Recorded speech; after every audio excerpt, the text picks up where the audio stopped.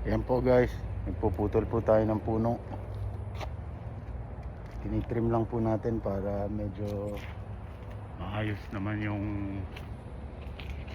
tsura ng puno natin, kasi pag masyado malaki madumi, maraming naglalagas na dahon. Nakamask po ako para hindi po mag-allergy. Ito po yung pamputol ko. Yan, clipper po siya.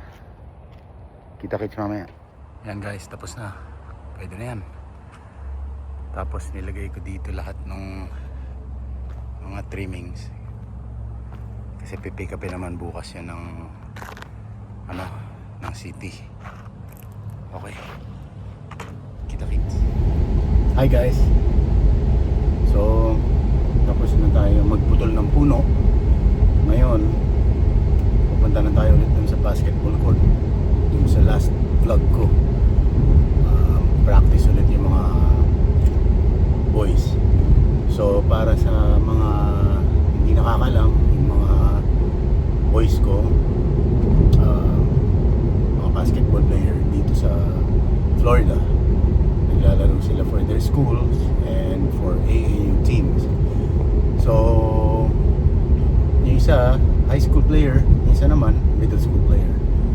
So, sunduin natin sila. And then, baka kumain tayo sa labas. Kita-kits. Dito na tayo ulit sa basketball court. Legacy Arena. Yan, basketball practice nila. Yan. Ito yung mga basketball dyan.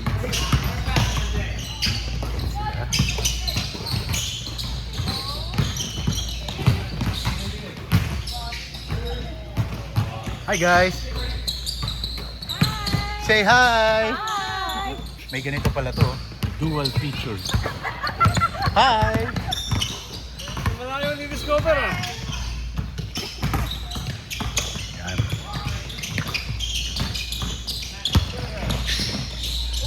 Help, help, help, help!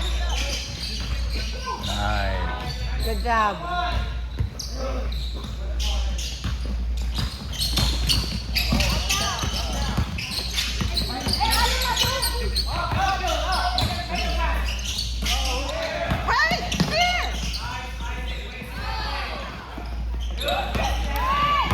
Look up.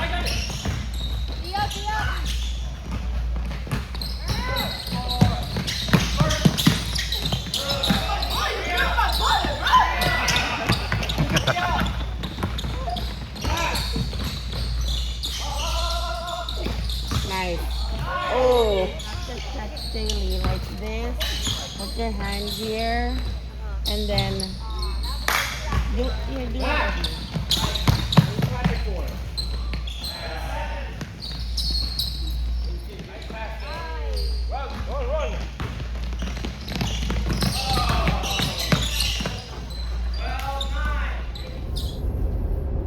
Okay, tapos na yung basketball practice ng mga kids.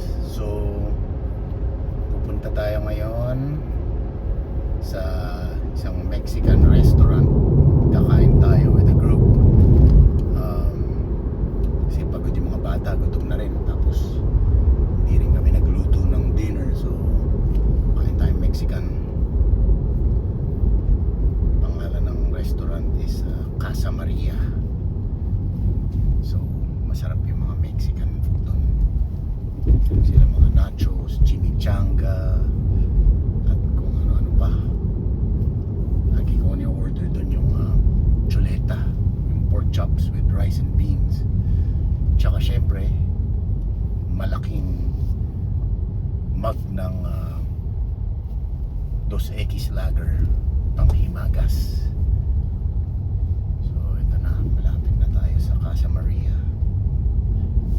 Dito yung favorite spot namin kumain after practice.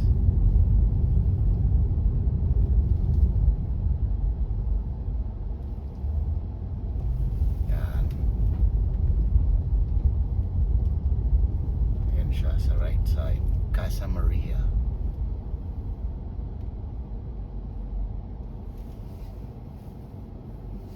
Okay, park muna tayo. Oh, come on guys. Say hi guys.